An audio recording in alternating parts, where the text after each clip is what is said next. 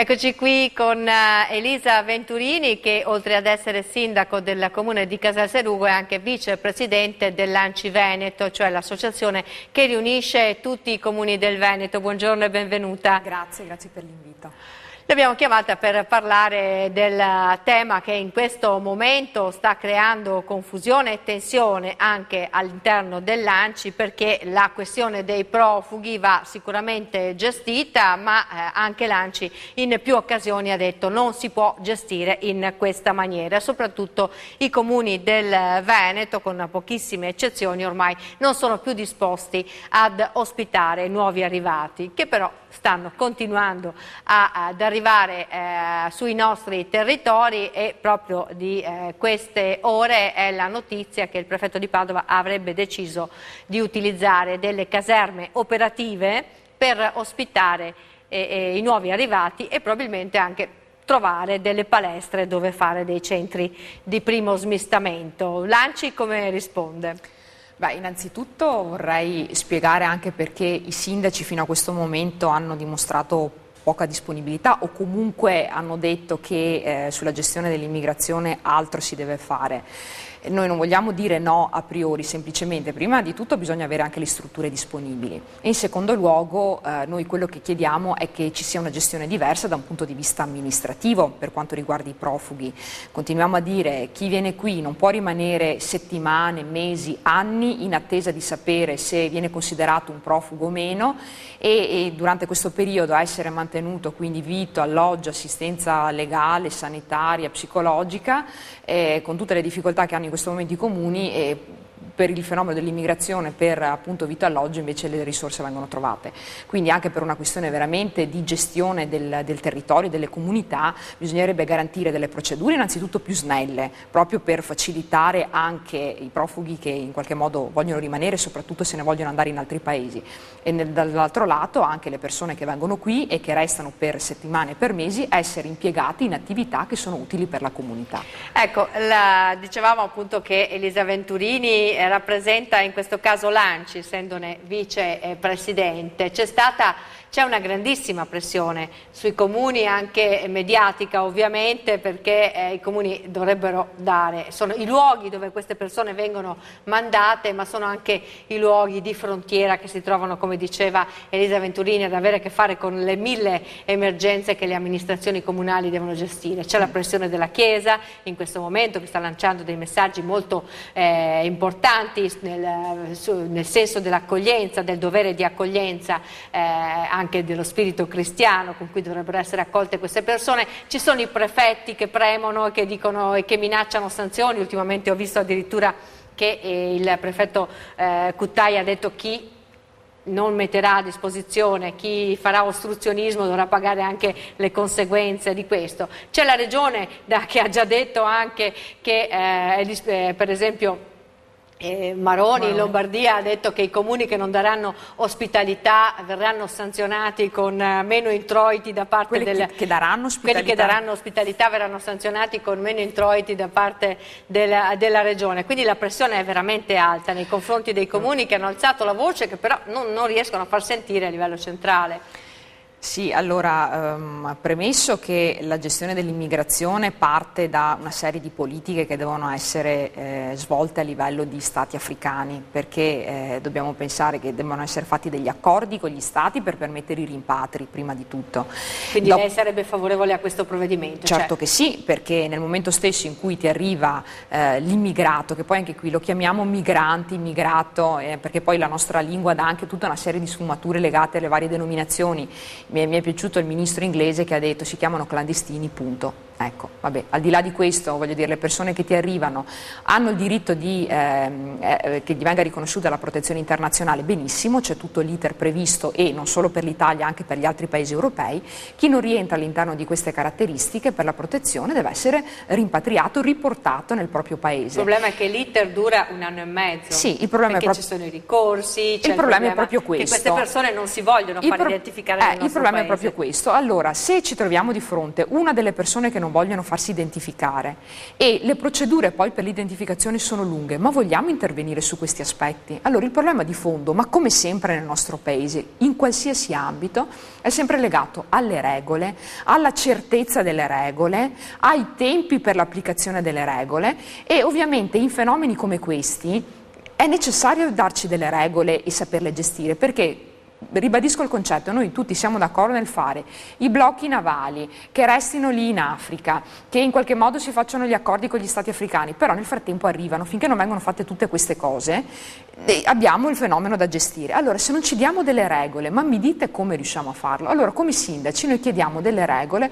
che possano essere certe, per cui nel giro di qualche settimana o di qualche mese si riesce in qualche modo a definire chi è profugo, chi ha diritto, chi non ha diritto, gli altri ritornano a casa, perché altrimenti se rimaniamo sempre in questo status di confusione, ma come facciamo noi a spiegarlo anche ai nostri cittadini?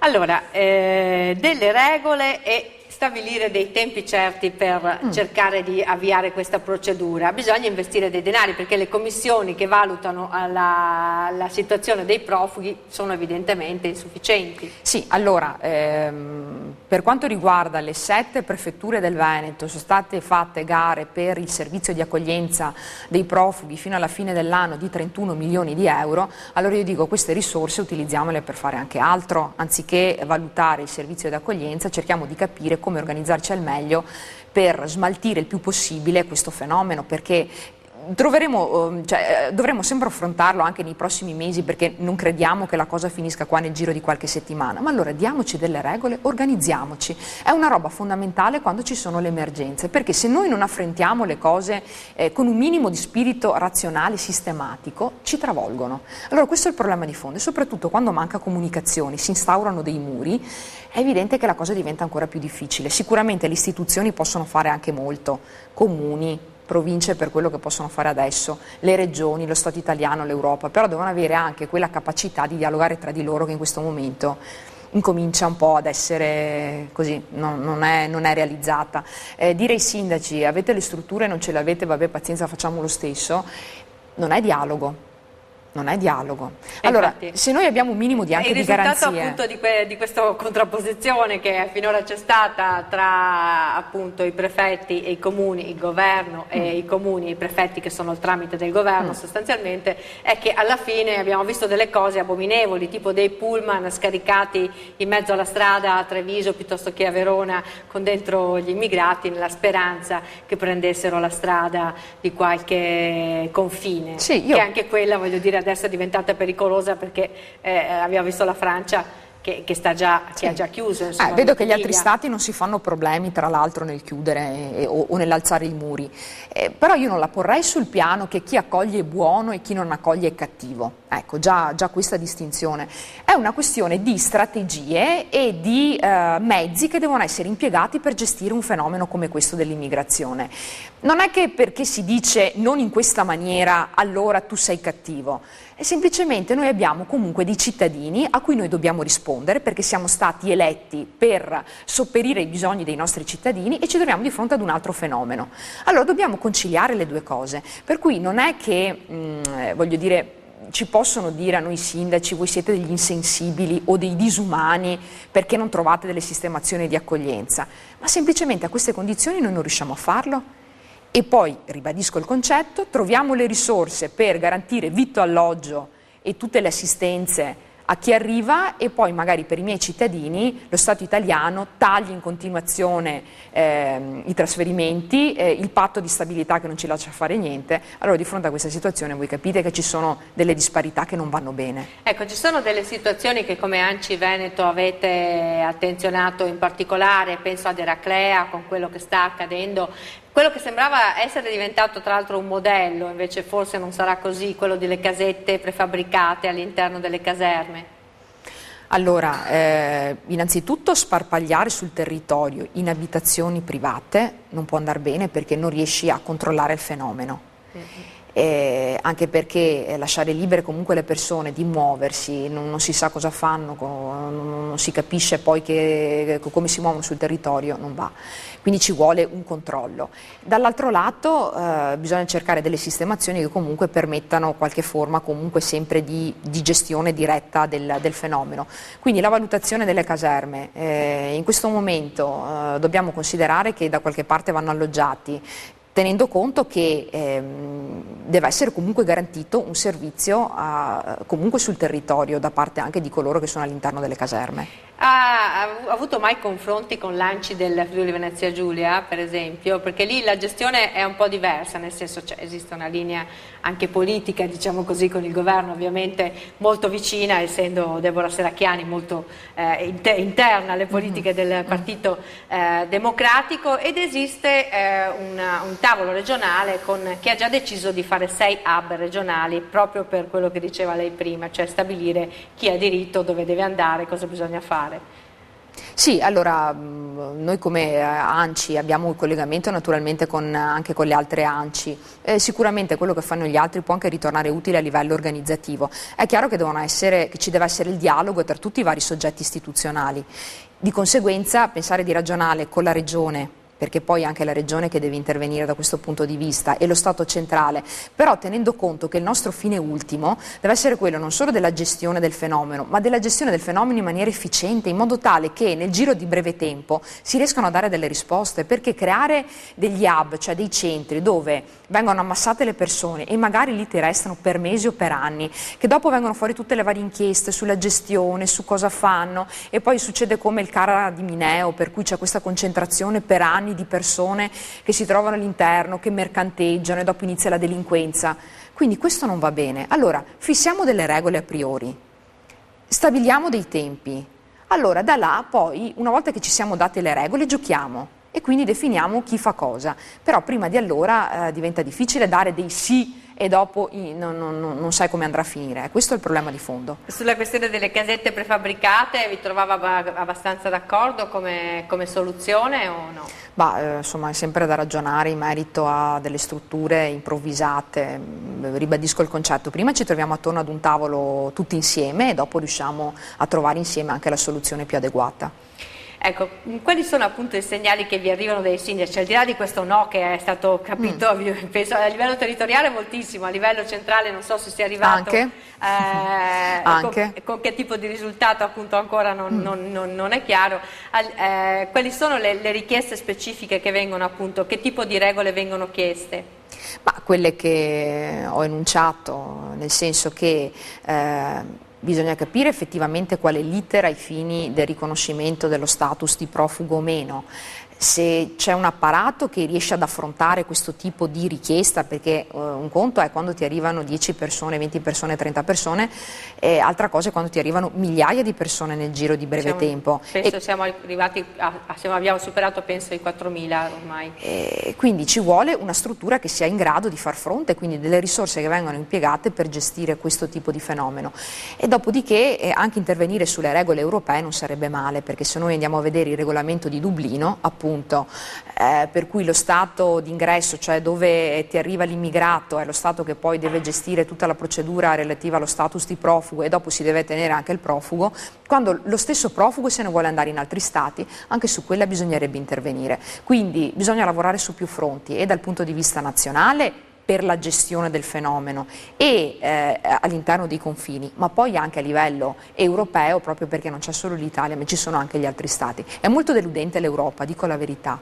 Se io devo pensare all'Europa come ad una realtà che dà delle opportunità, nel senso che permette di trovare lavoro, di girare l'Europa, di conoscere, di vedere altri modi di affrontare i problemi, allora l'Europa potrebbe essere positiva. Ma se io devo pensare invece ad un'Europa che nel momento del bisogno non è presente, che mi dà tutta una serie di sanzioni per qualsiasi cosa legata ad esempio, non so, alla produzione che noi facciamo e quindi a livello economico, ma dico, ma che Europa è?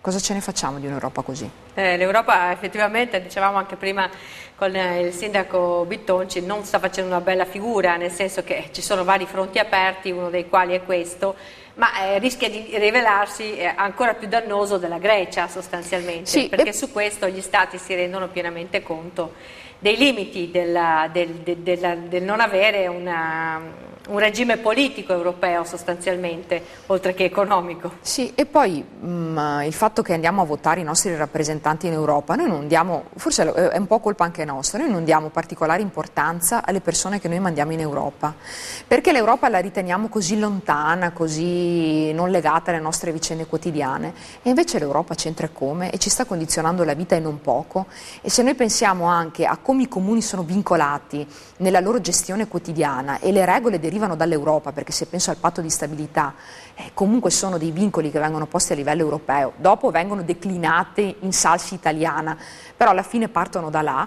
Allora, se avessimo anche dei rappresentanti che a un certo punto fanno sentire di più la loro voce, perché penso che non si sappia neanche chi ne abbiamo in Parlamento europeo, e quindi avere anche qualcuno che ci rappresenti in maniera forse più forte, anche questo ci aiuterebbe. E rimane la valenza del fatto che appunto la questione rischia di gestirsi da sola sui territori attraverso gli sbarchi che arrivano a continuazione, attraverso chi riesce a scappare dai vari centri di accoglienza e chi viene scaricato direttamente con i pullman. E quindi c'è il pericolo che sfuga anche di mano da questo punto di vista fino ad ora. No, speriamo che continui così, non è successo niente di preoccupante, però certo che si ha l'impressione che la cosa non sia molto gestita, ecco, che sia lasciata un po' alla provvidenza, sì, sostanzialmente di chi mette a disposizione la singola struttura, l'albergo, addirittura abbiamo visto in certi casi in Italia condomini interi, però insomma siamo sempre nell'ambito del privato. Io spero che sia una fase transitoria di presa di coscienza, perché secondo me finché non abbiamo, ma proprio a livello statale, l'idea chiara di quello che succede, si tende a vivacchiare, parlo a livello di Stato centrale, perché una volta che c'è la conoscenza del fenomeno che sta incominciando a prendere una piega piuttosto pesante, secondo me da lì qualcosa dovrebbe cambiare. Lo vediamo anche a livello europeo, c'è una coscienza un po' diversa rispetto anche solo a qualche settimana fa.